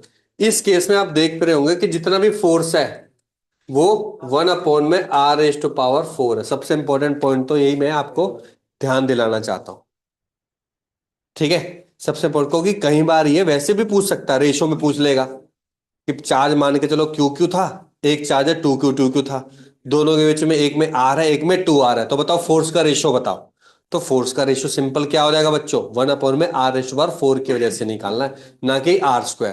क्योंकि यहाँ पे क्या है बच्चों? डाइपोल है। यहाँ पे क्या है? डाइपोल है। इस चीज का ध्यान रखना है, ध्यान रखोगे इस चीज का। ठीक है, एक्सियल है तो देखो यहाँ पे क्या है, ये तो सेम हो गया हर जगह, ये और नो। Q1 Q2 भी same, sorry P1 P2, P1 P2, P1 P2 भी सेम हो गया। Q1 Q2 की जगह यहाँ पे क्या रहेगा? P1 P2। P1 क्या होगा सर? P1 होगा Q × R, ये क्या होगा? Q × R हो जाएगा। ठीक है बच्चों? ठीक है, अब ध्यान से देखो। अच्छा, आर डिस्टेंस भी क्या होगा बच्चों? हमेशा मिड से कैलकुलेट करते हैं। हमेशा कहां से कैलकुलेट करते हैं? मिड से ही कैलकुलेट करते हैं। ये भी चीज इंपॉर्टेंट है, ध्यान से देखो। कहां से कैलकुलेट करते हैं? मिड से ही कैलकुलेट करते हैं। देखो ये वाला भी मिड से ही ले रखा है, तो उसके भी दोनों मिड मिड से होंगे। मान के चलो इनके हो सकता हो लेंथ कितनी है? L1, इसकी लेंथ कितनी है? L2। मुझे इससे कोई मतलब नहीं है, दोनों का डिस्टेंस कितना होना चाहिए बच्चों? आर डिस्टेंस होना चाहिए मिड से। क्लियर है? तो इसके केस में, एक्सेल के केस में ऊपर 6 आता है। जब दोनों क्या है बच्चों? परपेंडिकुलर, तो कितना आता है? इसका हाफ 3 हो जाता है। वहां तो आपको पता है, वहां पे भी हाफ हो गया था, यहाँ पे भी हाफ हो गया। यहाँ पे भी क्या हो जाएगा बच्चों? हाफ ही रहेगा। यहाँ पे भी क्या रहेगा बच्चों? हाफ ही रहेगा। ठीक है, इसमें पोटेंशियल एनर्जी 0 निकलती है। इसमें ये सेम देखो। टू, वहां पे क्या था? P1 P2 R³ P1 P2 R³ sir R³ क्यों आ गया याद करो। फोर्स में 1/r² होता है, पोटेंशियल एनर्जी में 1/r होता है। तो वहां पे अगर 1/r⁴ है, तो यहाँ पे 1/r⁴ आ जाएगा। P1 P2 same, P1 P2 same, 1/4πε भी सेम। वहां पे 6 था तो इधर हाफ हो गया 3, यहाँ पे 2 था तो यहाँ पे कितना हो गया? 1 हो गया। तीसरे वाले का क्या हो जाता बच्चों?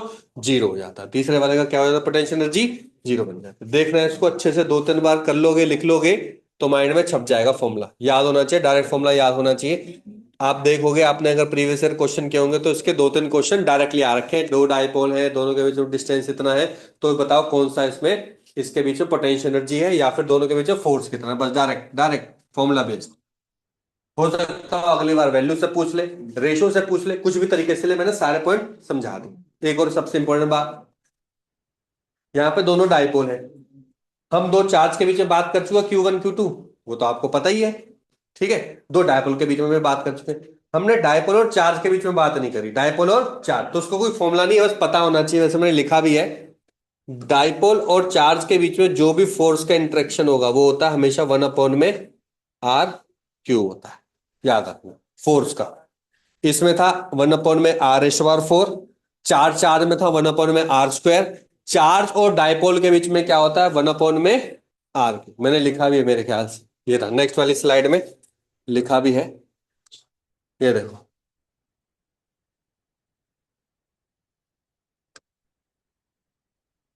चार्ज और डायपोल के बीच में इंटरेक्शन। ठीक है, कोई फॉर्मूला नहीं है, बस हो सकता है पूछ ले। ठीक है, इसलिए पता होना चाहिए। तीनों का पता चल गया। 1 अपॉन में आर स्क्वायर कब यूज होगा? चार चार्ज। डायपोल डायपोल में r⁴ नीचे, और डायपोल चार्ज में r³ नीचे। वहां 6 3, वहां पे 2 और 1, नीचे वाला 0 बन जाता है 4 पाई के साथ। हाँ तो एप्सिलॉन मिस कर गया होगा, लगा दे तू। तू परेशान हो रखा है। अब ठीक है, इतना टफ था क्या? चलो तो, इलेक्ट्रिक डाइपोल में मैंने आपको समझाया था कि अगर मैं हल्का सा भी उसके अंदर क्या कर दूंगा, ध्यान से देखो, इधर देखो, मैंने करवाया भी था वैसे, मान के चलो यूनिफॉर्म इलेक्ट्रिक फील्ड है। ध्यान सुनना, यूनिफॉर्म इलेक्ट्रिक फील्ड है, और यहाँ पे डाइपोल है, यहाँ पे +Q है, यहाँ पे -Q है। तो मुझे बताओ कि ये स्टेबल है कि अनस्टेबल है?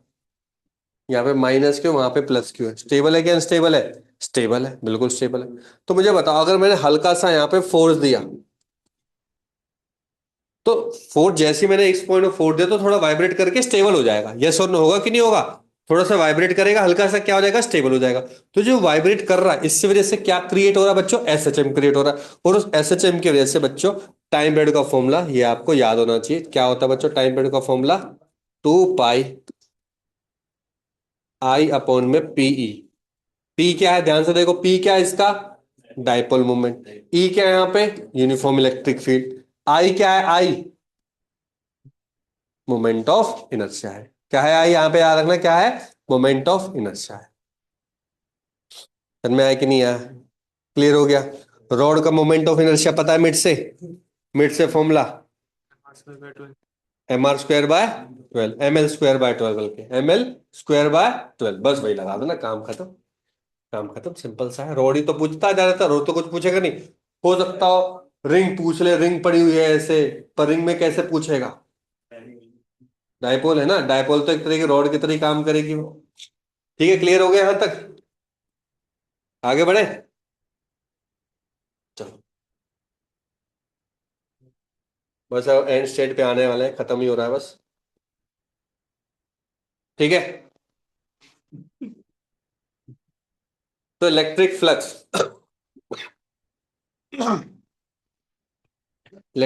तो मैं अभी बता चुका था कि कितने नंबर ऑफ लाइंस क्रॉस करेंगी नॉर्मली टू द सरफेस, कोई भी एरिया के। नॉर्मली, नॉर्मली का मतलब मान के चलो कि इलेक्ट्रिक फील्ड लाइन जा रही है बच्चों, ऐसे जा रही है, इलेक्ट्रिक फील्ड जा रही है। इलेक्ट्रिक फ्लक्स में उन्हीं को ही मानूंगा जो एक क्लोज्ड एरिया से गुजर के जाएंगे, उन्हीं को ही मैं केवल क्या मानूंगा बच्चों? इन्हीं को ही मैं फ्लक्स मानूंगा, इसको फ्लक्स नहीं मानूंगा, इस चीज का ध्यान रखें। इसको फ्लक्स नहीं मानूंगा, जो एक क्लोज्ड एरिया से निकल के जाएंगी उसी को क्या मानूंगा बच्चों? फ्लक्स मानूंगा। उसी को क्या मानूंगा बच्चों? फ्लक्स। तो फ्लक्स क्या होता है देखो, ई डॉट डी एस का एरिया। तो एरिया अंडर द ई.ds भी आ सकता है, कई बार ई और ds के नीचे ग्राफ दे रखा तो पता होना चाहिए, area under the electric field and area will give you flux, total flux देता है। डॉट है तो ऑफकोर्स सी बात है, E cos θ ds होना चाहिए। बस इसका दोबारा ध्यान दिला रहा हूं, अगर सरफेस ऐसी है तो उसका आपको पता एरिया वेक्टर परपेंडिकुलर होगा। एरिया वेक्टर तो परपेंडिकुलर ही होता है हमेशा, यस और नो? तो एरिया वेक्टर और जो इलेक्ट्रिक फील्ड आ रही है वो दोनों सेम लाइन में ही होने चाहिए, तभी मैक्सिमम इलेक्ट्रिक फ्लक्स होगी। अगर लेट्स सपोज कुछ एंगल भी है तो कोई बात नहीं, ये वाला फॉर्मूला निकल जाएगा। लेकिन अगर बिल्कुल पैरेलल में है, मतलब पैरेलल जा रही है, सरफेस के पैरेलल में है, तो एरिया वेक्टर की तो परपेंडिकुलर हो गई। दोबारा सुनो, इलेक्ट्रिक फील्ड सरफेस के पैरेलल में है तो एरिया वेक्टर की क्या होगी बच्चों? परपेंडिकुलर हो गई। थीटा क्या बन गया? 90। उस केस में इलेक्ट्रिक फ्लक्स क्या हो जाता है आपका? 0 बन जाता। तो कभी कभी क्वेश्चन ऐसा गिवन हो कि लाइन जो है वो सरफेस के पैरेलल में है, लाइन अगर सरफेस के परपेंडिकुलर है तो समझ मत जाना कि थीटा तो 90 होगा, नहीं, परपेंडिकुलर तो अच्छी बात है, क्योंकि एरिया वेक्टर भी परपेंडिकुलर होता है, electric field perpendicular, area vector perpendicular, दोनों के बीच में एंगल 0। उसके वजह से फ्लक्स क्या हो जाएगा बच्चों मेरा? मैक्सिमम। जो भी होगा मैक्सिमम होगा, थीटा इक्वल टू 0 पे। याद रखोगे बच्चों इस चीज को? उसी को यूज करके गॉस लॉ ने सिंपल एक फॉर्मूला बना दिया, आपने यूज भी कर रखा है। दैट इज क्या होता है बच्चों, जो मेरा फ्लक्स होता है वो total charge enclose in a body divide by epsilon होता है बस। Epsilon naught, epsilon R, आप एडिशन याद होना चाहिए। क्लियर हो गया? ये हम पढ़ चुके हैं। हमने इसको क्या पढ़ा था बच्चे? क्यू इनक्लोज पढ़ के डिवाइड बाय एफ साइलेंट पढ़ा था, याद है? क्लियर है? आगे बढ़े।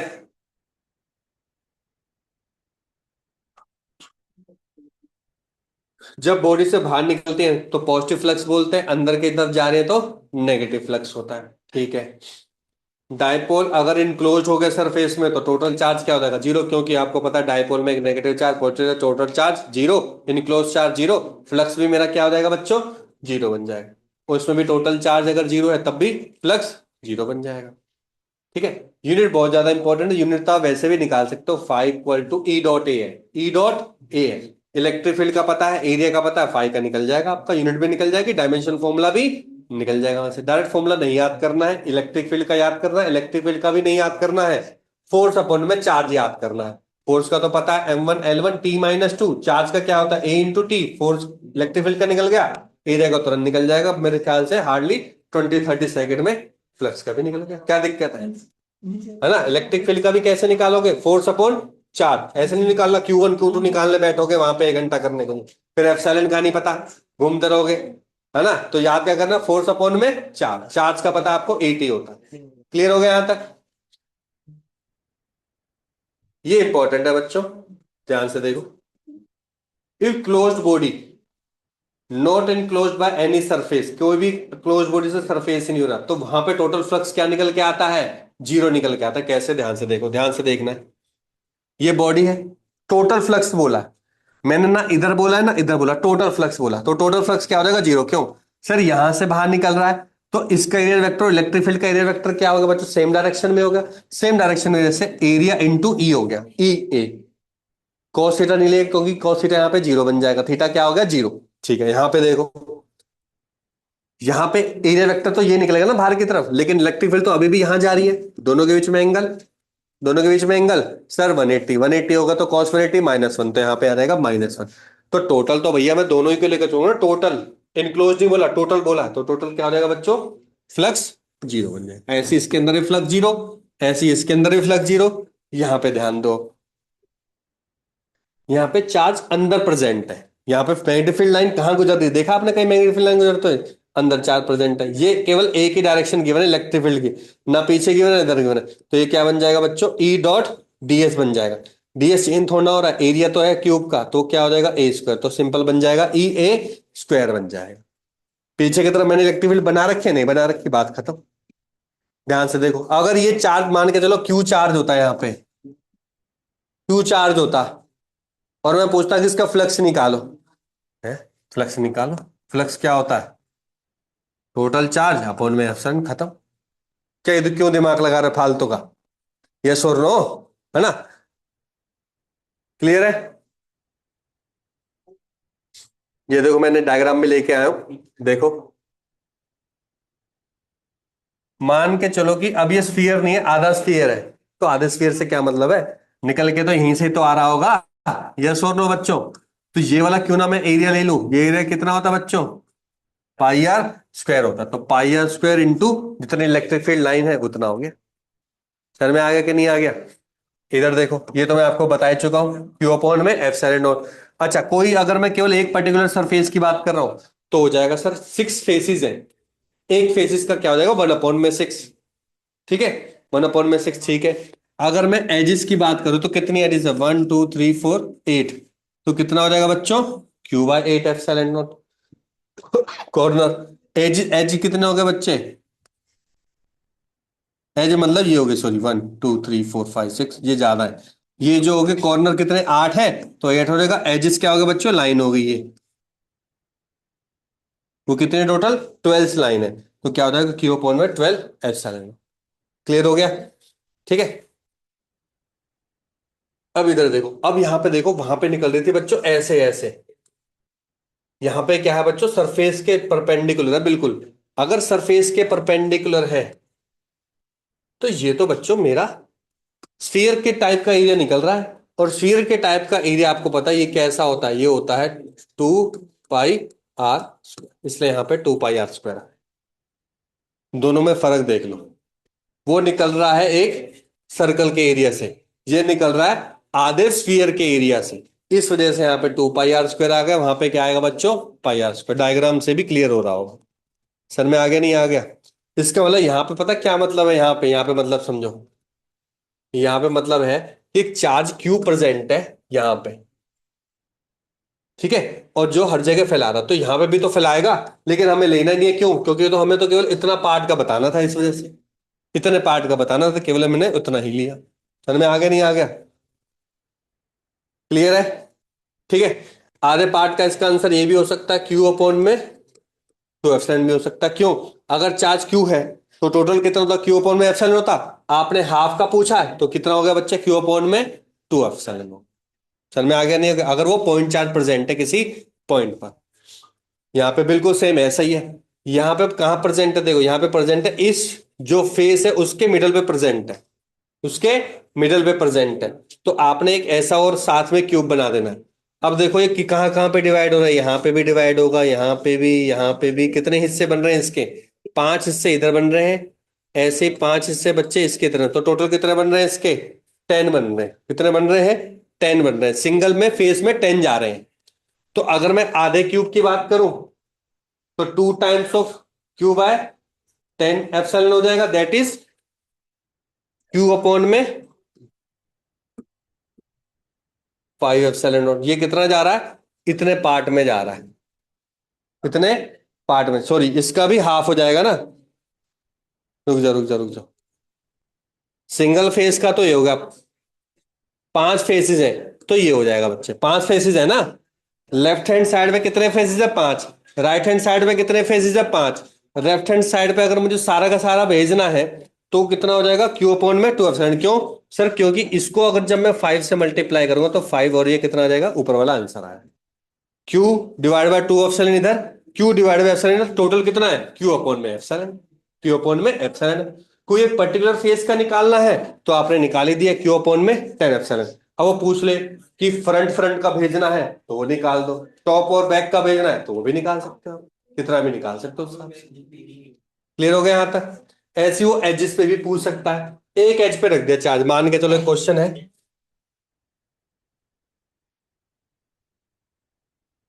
कि यहां पे रख दिया अब चार्ज,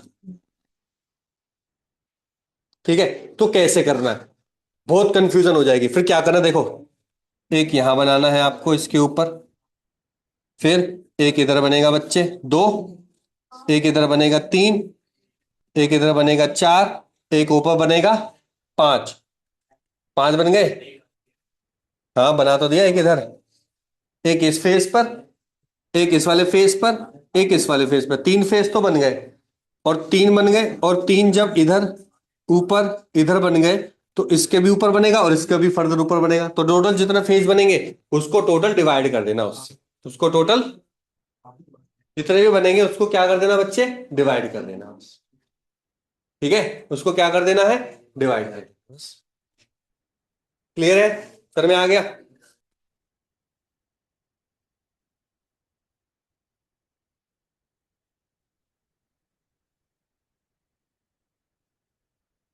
गॉस लॉ को मैं बता ही चुका हूं, उसमें अलग से क्या ही बताना है। बस electrostatic potential energy per unit volume का फॉर्मूला पता होना चाहिए। वो क्या होता है, 1/2, ये हम पढ़ भी चुके हैं मैग्नेटिक फील्ड में भी।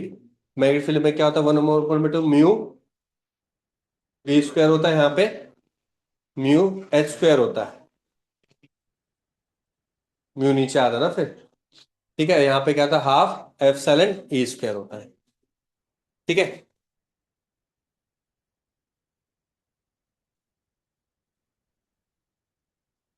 ये हमारा रह गया था थोड़ा सा, ये देख लो, ये हम बहुत बार पढ़ते भी हैं कि कोई एक कंडक्टिंग शीट है, कंडक्टिंग शीट है, तो अगर मुझे पी पॉइंट पर निकालना है बच्चों, पी पॉइंट पर निकालना है तो कितना होगा, सिग्मा अपॉन में 2 एप्सिलॉन होगा। कितना होगा, सिग्मा अपॉन में 2 एप्सिलॉन। वैसे टोटल इलेक्ट्रिक फील्ड कितनी प्रोड्यूस करेगा, सिग्मा अपॉन में एप्सिलॉन। क्यों सर, पीछे की साइड भी तो करेगा, लेकिन आप किसी एक पॉइंट पर पूछ रहे हो। अगर मैं बोलूं, ध्यान सुनो, अगर मैं बोलूं कि ये कितनी इलेक्ट्रिक फील्ड प्रोड्यूस करेगा केवल शीट शीट, तो आप बोलोगे सर सिग्मा अपॉन में एप्सिलॉन करेगा।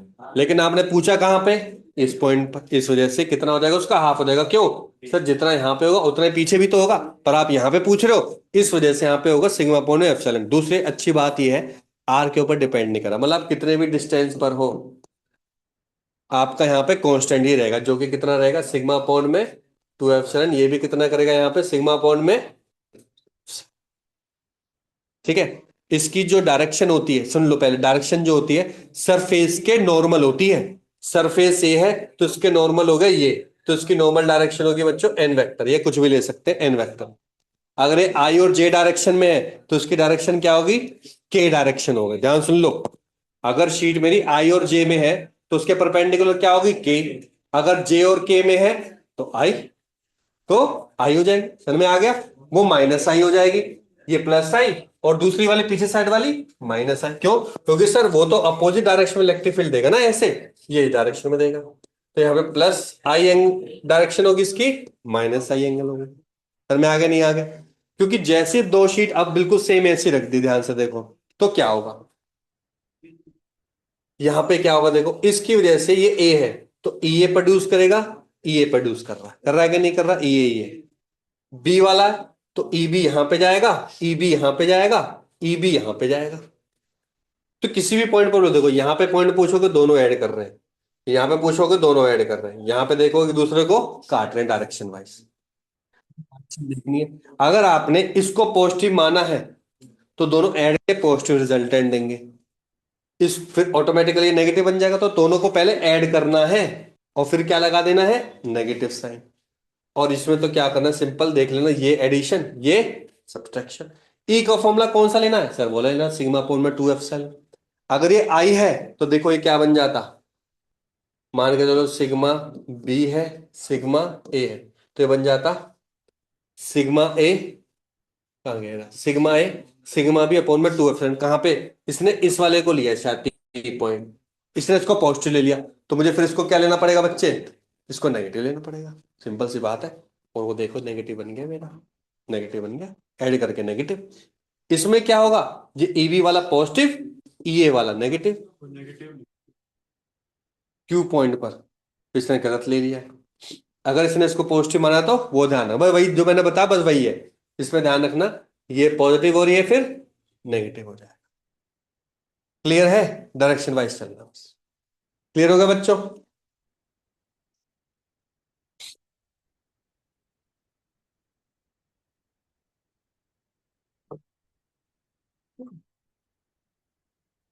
लेकिन अगर दोनों शीट पे पॉजिटिव नेगेटिव चार्ज है, अल्टरनेट चार्जेस है, अल्टरनेट चार्जेस जैसे कि हमारी कंडक्टिंग शीट कैपेसिटर होता है, देखा आपने कैपेसिटर माना कुछ इस तरीके से होता है, एक पॉजिटिव चार्ज होता है, दूसरी प्लेट नेगेटिव चार्ज होती है। तो उस केस में बच्चों क्या निकल के आता है, ध्यान से देखो।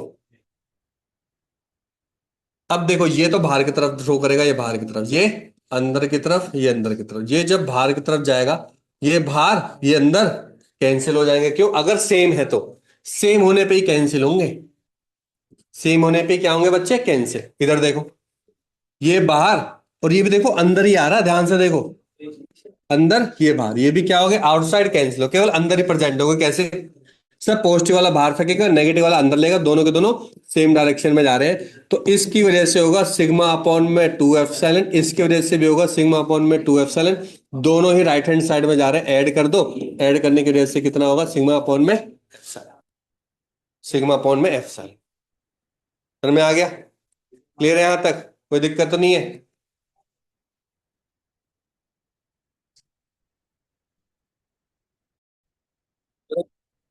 और रह गए, खत्म करते हैं। देखो,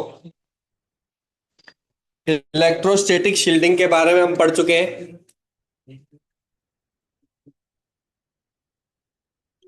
इलेक्ट्रोस्टैटिक शील्डिंग के बारे में पढ़ चुके हैं। इलेक्ट्रोस्टैटिक शील्डिंग क्या कहती है, ध्यान से सुनो, इलेक्ट्रोस्टैटिक शील्डिंग क्या कहती है, कि जैसे हमारे फोन पे ईएम वेव सिग्नल आते हैं, हमने पढ़ चुके हैं, ईएम सिग्नल आते हैं, इलेक्ट्रोमैग्नेटिक सिग्नल आते हैं। तो हमारे में क्या होता है, जो इलेक्ट्रोमैग्नेटिक सिग्नल होते हैं वो क्या करते हैं, उसमें मैग्नेटिक मैग्नेटिक फील्ड के सिग्नल तो क्रॉस कर जाते हैं मेटल को, लेकिन इलेक्ट्रिक फील्ड के सिग्नल क्रॉस नहीं कर सकते। तो पूरी एम वेव कहाँ आई, अब जब पूरी एम वेव नहीं आए तो मतलब फोन पे सिग्नल आपके नहीं आते। तो इलेक्ट्रोस्टैटिक शील्डिंग का मतलब क्या होता है, उस शील्डिंग के कारण ना ही चार्ज की वजह से बाहर कोई इलेक्ट्रिक फील्ड लाइन आएगी, ना ही बाहर चार्ज की वजह से अंदर कोई इलेक्ट्रिक फील्ड लाइंस अंदर की तरफ आएंगी, बस सिंपल सा यही है। दोबारा बोल रहा हूँ, इलेक्ट्रिक फील्ड शील्डिंग का मतलब ये है कि बाहर से कोई भी, देखो यहाँ पे ऐसा बोल सकते हैं ये है, तो जहां से यहाँ पे प्लस क्यू पड़ा हुआ बच्चे, प्लस क्यू पड़ा हुआ है, तो चार्ज ऐसे जाएगा सीधा सीधा सीधा, तो डाइवर्ट हो जाएगा। इसको क्या बोलते हैं बच्चों? इलेक्ट्रोस्टैटिक शील्डिंग बोलते हैं उसको। पास कर देगा, वहां से अंदर जा नहीं पाएगा। ठीक है, अंदर जा नहीं पाएगा। क्लियर है यहां तक? ठीक है। यहाँ पे प्रेशर भी निकलेगा बच्चों। प्रेशर जो इलेक्ट्रोस्टैटिक प्रेशर होता है, डायरेक्ट फॉर्मूला ही होता है, वो कितना होता है बच्चों? प्रेशर होता है सिग्मा स्क्वायर अपॉन में 2 एप्सिलॉन। सिग्मा क्या होता है बच्चे? सरफेस चार्ज डेंसिटी होता है, सरफेस चार्ज डेंसिटी होता है। एनर्जी डेंसिटी में आपको बता चुका हूँ, हाफ एप्सिलॉन ई स्क्वायर होता है। कंडक्टर के बारे में बता चुका हूँ, कंडक्टर के अंदर इलेक्ट्रिक फील्ड कितनी होती है? कंडक्टर के अंदर इलेक्ट्रिक फील्ड, जब इलेक्ट्रोस्टैटिक के अंदर वही है, तो कंडक्टर के अंदर इलेक्ट्रिक फील्ड कितनी होगी? जीरो। डेंसिटी कितनी होगी? जीरो। पोटेंशियल क्या हो गया? कांस्टेंट। पोटेंशियल डिफरेंस क्या हो गया? जीरो। पोटेंशियल डिफरेंस जीरो होता है, पोटेंशियल कांस्टेंट होता है। बात क्लियर हो गई यहां तक?